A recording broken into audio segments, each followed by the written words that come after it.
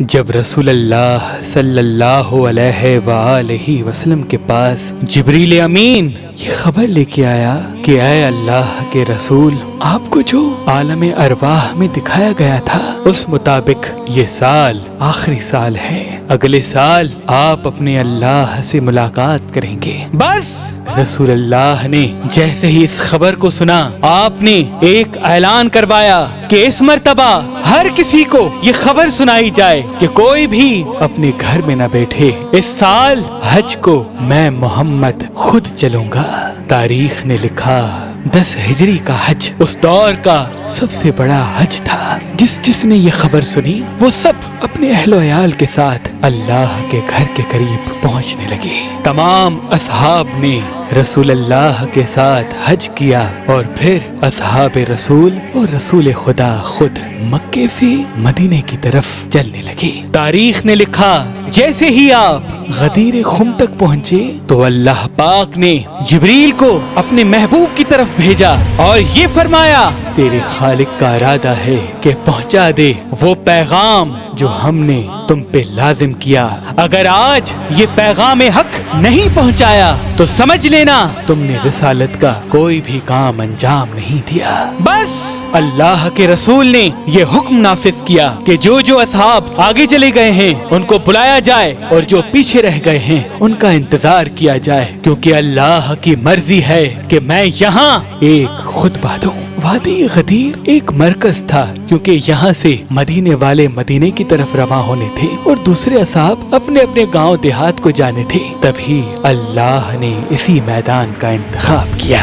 اصحاب نے یہ کہا یا رسول اللہ اس صحرا میں ممبر کیسے بنائے؟ اللہ کے محبوب نے فرمایا اپنے اونٹوں سے پالان اتارو اور اونٹوں کے پالان سے ایک ممبر تیار کرو، کیونکہ آج کا پیغام حق و باطل کی پہچان ہے۔ بس اونٹوں کے پالان سے ممبر تیار کیا گیا اور جب تمام اصحاب آ پہنچے، اللہ کے رسول ممبر پہ آئے اور فرمانے لگے کہ اے لوگو، میں وہ محمد ہوں جس کو اللہ نے منتخب کیا تاکہ میں تم لوگوں کو اللہ کا دین سمجھا سکوں، حلال و حرام میں فرق بتا سکوں، اللہ کا قرآن تم تک پہنچا سکوں، لیکن ان قریب میں تمہارے ساتھ نہیں رہوں گا۔ میرا پیغام رہے گا لیکن تم مجھے اپنی نظروں سے دیکھ نہیں پاؤ گے۔ اصحاب رونے لگے۔ اتنی دیر میں آپ نے فرمایا اگر تم چاہتے ہو کہ روز محشر آ کے مجھ سے ملو تو 2 چیزوں کو کبھی نہ بھلانا، ایک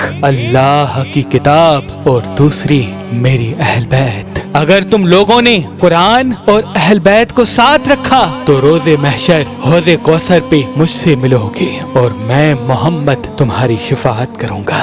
اور پھر آپ نے علی ابن ابی طالب علیہ السلام کو ممبر پہ بلایا اور تمام اصحاب سے مخاطب ہو کے فرمانے لگے بتاؤ میں کس کس کا مولا ہوں؟ ہر کوئی ہاتھوں کو اٹھا کے کہنے لگا یا رسول اللہ آپ ہمارے مولا ہیں، یا رسول اللہ آپ ہمارے آقا ہیں۔ پھر آپ نے علی ابن ابی طالب علیہ السلام کا ہاتھ بلند کر کے فرمایا من کنت مولا ہو فہذا علی مولا، جس کا میں مولا ہوں اس کا یہ علی مولا۔ تمام اصحاب اللہ اکبر کی صدائیں بلند کرنے لگے۔ اتنی دیر میں ایک منافق آ کے کہنے لگا اے اللہ کے رسول یہ پیغام آپ نے اپنی طرف سے سنایا ہے یا اللہ کی طرف سے؟ اللہ کے محبوب نے فرمایا میں تو اللہ کے حکم کے بغیر اپنی زبان کو حرکت تک نہیں دیتا۔ تو وہ کہنے لگا اے اللہ کے رسول اگر یہ پیغام اللہ کی طرف سے ہے تو اللہ سے کہیں مجھ پہ عذاب نازل کرے۔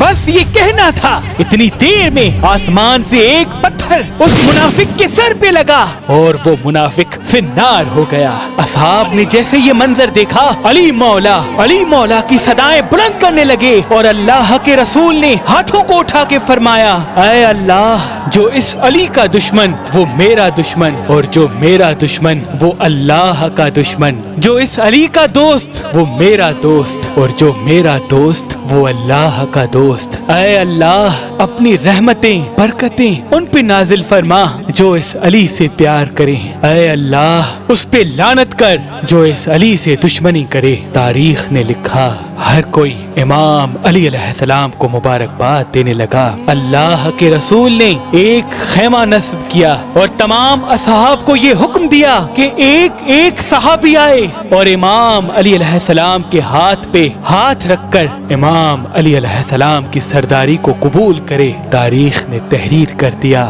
3 دن تک یہ بیعت کا سلسلہ مسلسل قائم تھا۔ اللہ کی رحمت غدیر خم پہ برستی رہی اور تمام انبیاء، اولیاء اور فرشتے، جن و بشر امام علی علیہ السلام کو رسول اللہ کے جانشین ہونے کی مبارکباد دینے لگے۔